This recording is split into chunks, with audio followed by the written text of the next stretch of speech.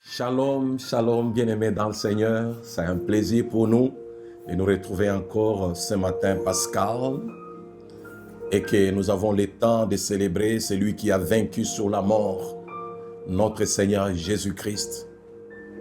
Nous nous sommes envoyés de messages et nous continuons à les faire, de souhaiter aux uns et aux autres Jésus-Christ. J'aimerais l'appeler aujourd'hui les confinements dans lesquels toi et moi nous nous retrouvons. Peut-être que vous êtes à trois en train de constater que Jésus a vaincu sur la mort. Tu peux célébrer au nom de Jésus. Peut-être que vous êtes à trois où tu es seul en train de constater que Jésus a vaincu la mort. J'aimerais dire à quelqu'un, le nombre de personnes là où tu es ne peut pas être un obstacle pour toi de célébrer la victoire de Jésus sur la mort. C'est pourquoi la Bible nous dit, mort, où est ton aiguillon? Où est ta force? Tu n'as aucun pouvoir. Et j'aime ce que la Bible nous dit, tel il est, tel nous sommes sur la terre. La résurrection de Christ nous donne, nous tant que chrétiens, l'espérance et que aussi nous allons vaincre la mort à cause de cette parole qui est au-dedans de nous. Est-ce que quelqu'un peut dire Amen? Notre joie est grande ce matin. Mais j'aimerais te rappeler une chose, bien-aimé. Dans cette célébration, qu'est-ce que tu en tires comme leçon? Dans cette célébration où tu es dans la maison, tu es seul, qu'est-ce que tu en tires comme leçon que Dieu te donne en cet instant? Sans plus tarder, j'aimerais que nous puissions lire la parole de Dieu. Dans le livre des Psaumes, chapitre 39, allons commencer par son verset 4e et le suivant. La Bible nous dit, « Mon cœur brûlait au-dedans de moi, un feu intérieur me consumait. Et la parole est venue sur ma langue. Éternel, dis-moi quel est le terme de ma vie, quelle est la mesure de mes jours, que je sache combien je suis fragile. Voici, tu as donné à mes jours la largeur de la main, et ma vie est comme un rien devant toi. Oui, tout homme debout n'est qu'un souffle. Oui, l'homme se promène comme une ombre. Il s'agite vainement, il amasse et il ne sait qui recueillera. Maintenant, Seigneur, que puis-je espérer? En toi est mon espérance. Quelqu'un dit Amen. Et la deuxième portion de la parole, nous allons lire, c'est dans les psaumes 90. À son verset 12, nous lisons la parole de Dieu. Enseigne-nous à bien compter nos jours, afin que nous appliquions notre cœur à la sagesse. Alléluia. Et le thème de mon message que je vais intituler ce matin, enseigne-nous à bien compter nos jours. J'aimerais que tu puisses te dire toi-même, Seigneur, enseigne-moi à bien compter mes jours. En lisant ce psaume, je découvre un homme qui était accablé, un homme qui était menacé, qui s'est retrouvé dans des situations difficiles. Cet homme s'appelle David. Mais la Bible nous dit quelque chose. Si vous lisez au début, il apprenait à garder le silence malgré qu'il était dans des situations difficiles. La peine était dans son cœur, mais son cœur était en train de bouillonner. Il dit son cœur brûlait au-dedans de lui. Un feu intérieur le consumait et la parole est venue sur sa langue. Bien-aimé, j'aimerais te dire, quelle est la parole qui vient sur ta langue ce matin? Quelle est la parole qui ressort sur ta langue après que ton cœur est en train de bouillonner? Bien-aimé, vous savez, pendant ces temps de confinement, nos cœurs bouillonnent. Les hommes d'affaires, ils pensent après ces temps de confinement, il y aura la récession, les business peut-être ne pourront plus fonctionner.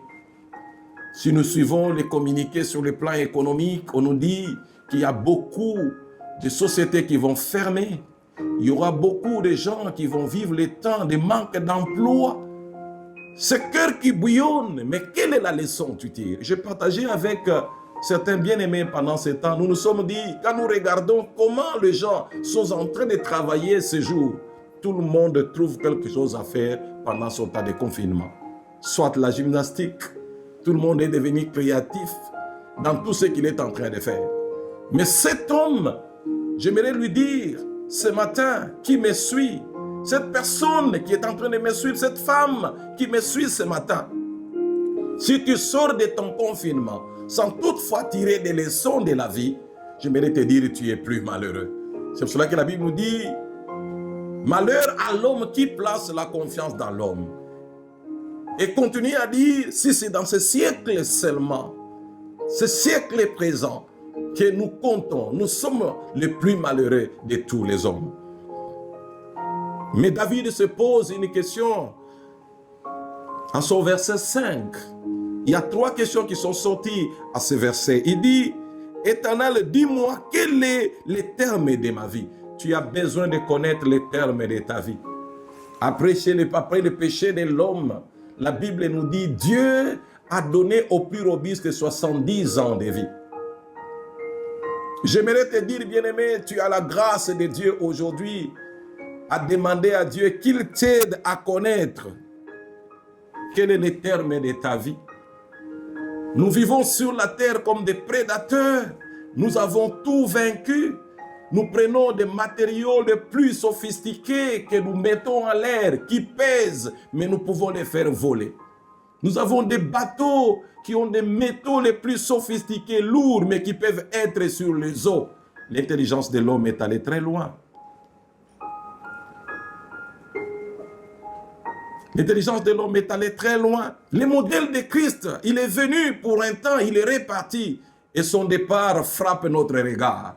Il dit, je m'en vais vous préparer une place. Mais nous vivons comme si nous sommes encore sur la terre. C'est pour cela que j'aimerais te dire, l'homme de David dit, Éternel, dis-moi quel est le terme de ma vie.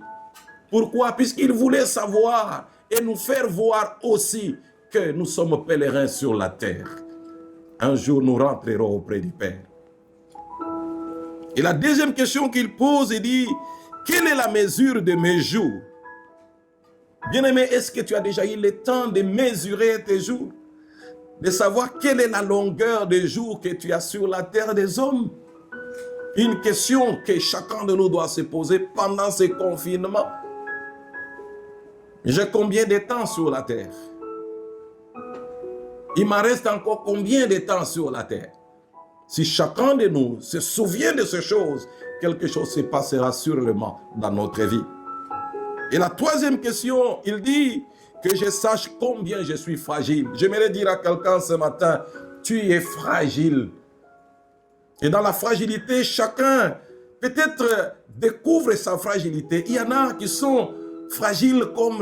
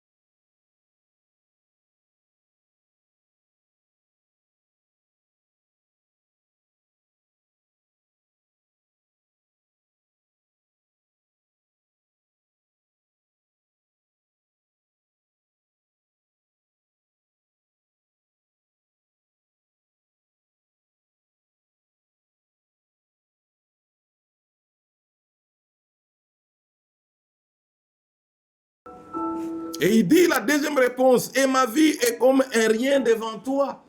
Bien-aimé, la valeur de la vie de l'homme est seulement quand l'homme met Jésus-Christ au centre de sa vie. Ta vie à toi, elle est agitée, mais j'aimerais te dire, ne peut n'avoir de la valeur que quand Christ est au centre de ta vie. Ce matin, j'aimerais te dire, ta vie n'est rien devant Dieu. Il peut te prendre à tout moment, quand il veut et comme il le veut. C'est pour cela que nous sommes surpris de la mort. et que la Bible est en train de nous dire la mort est au devant de nous, qui nous surprennent comme un filet qui prend les oiseaux. La plupart d'entre nous ne découvrent pas que nous avons encore le temps de chercher Dieu. Et la troisième réponse qu'il va donner, il dit oui, tout homme debout n'est qu'un souffle. Bien-aimé, est-ce que tu sais que tu n'es qu'un souffle? Aujourd'hui, quand nous regardons nos gouvernements, nous regardons nos États, il n'y a pas des États qui sont plus forts aujourd'hui. Nous découvrons l'amour de Dieu, que personne ne peut lever son petit doigt pour dire « je peux te sécuriser ». Quand nous regardons des pays comme les États-Unis, en train de demander de l'aide en Chine, ne fût-ce que pour les masques. Voyons des pays comme la France, des pays comme l'Italie, demander l'aide de la Chine. Je vous dis, bien aimé, le monde à l'envers. Si toi, Dieu t'a permis dans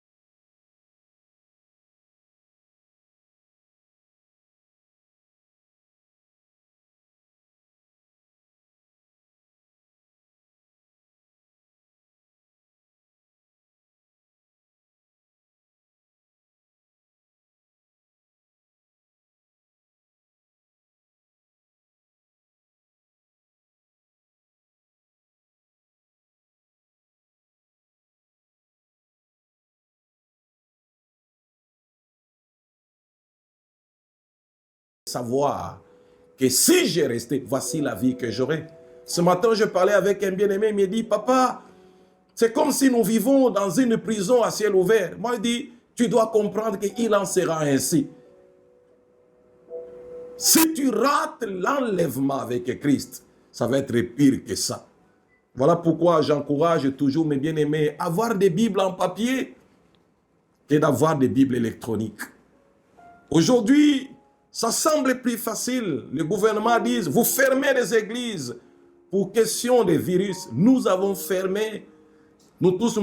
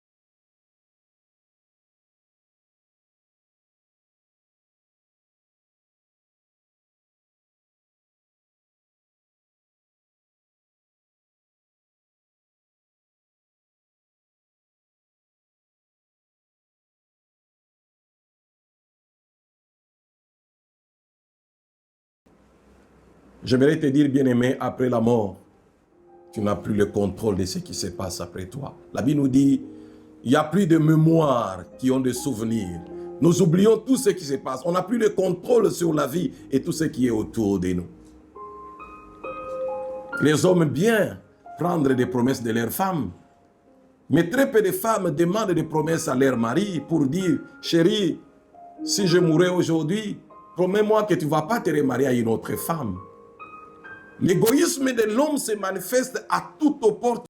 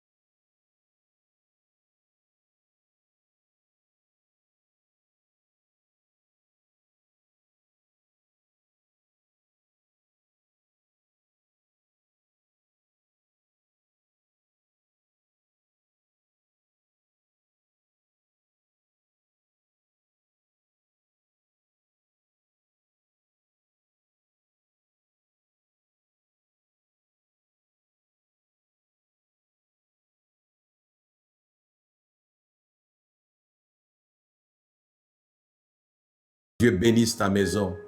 Et je dis joyeuse fête de Pâques là où tu es au nom de Jésus.